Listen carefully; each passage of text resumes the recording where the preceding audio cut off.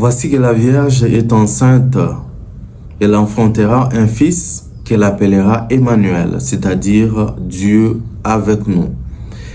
Quatrième dimanche du temps de l'Avent dans l'année liturgique A.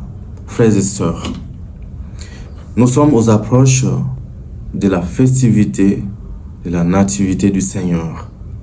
Notre préparation, notre attente va déjà aboutir. Le Seigneur est à la porte. Les lectures de ce dimanche mettent en évidence le mystère de l'incarnation. Dieu se dépouille de sa majesté. Il s'est fait homme.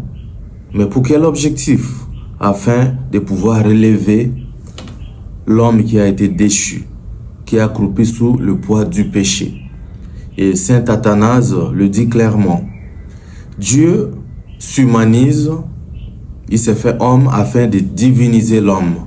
C'est un mouvement contraire. Dieu descend afin que l'homme soit élevé.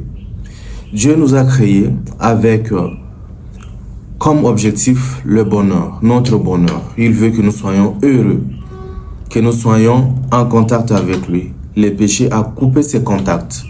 Dieu a plusieurs fois tenté de nous relever, d'abord en nous dotant de la loi et en envoyant des messagers, les prophètes, afin de nous rappeler la volonté de Dieu.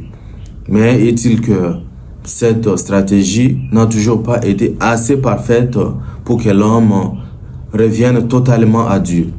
Et voilà, la dernière stratégie, la plus effective que Dieu a utilisée, c'est l'incarnation. Il envoie son Fils afin qu'il devienne homme comme nous, qu'il partage nos peines, nos souffrances, excepté les péchés bien sûr, afin de pouvoir monter avec nous, afin de pouvoir nous assurer l'adoption, que nous redevenions fils de Dieu. Et c'est ce mystère de l'incarnation dont les lectures parlent. Et la première lecture spécifie que la Vierge qui est enceinte va donner naissance à un fils qu'on appelle Emmanuel, ce qui veut dire Dieu avec nous. C'est-à-dire Dieu n'est plus loin de nous, il s'est fait partie de nous, il s'est fait un de nous, afin que nous puissions vivre ensemble et qu'il nous relève de notre état. C'est la proximité de Dieu. Et c'est la même réalité dont Saint Paul parle dans la deuxième lecture.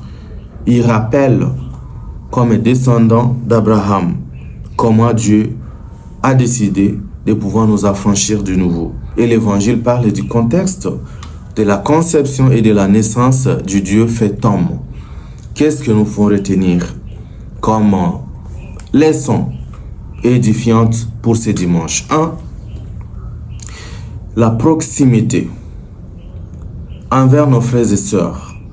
Nous dépouiller de nos honneurs, nous dépouiller de notre orgueil, entrer dans la peine, la souffrance de nos frères et sœurs afin de pouvoir les aider à s'en sortir. C'est un exemple très palpant, très palpable de l'incarnation. Dans l'évangile, Marie, la Vierge, a certainement ses plans de vie.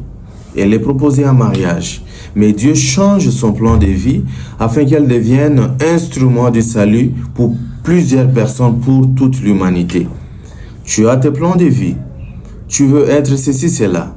Mais Dieu peut changer cela afin que tu deviennes plus bénéfique.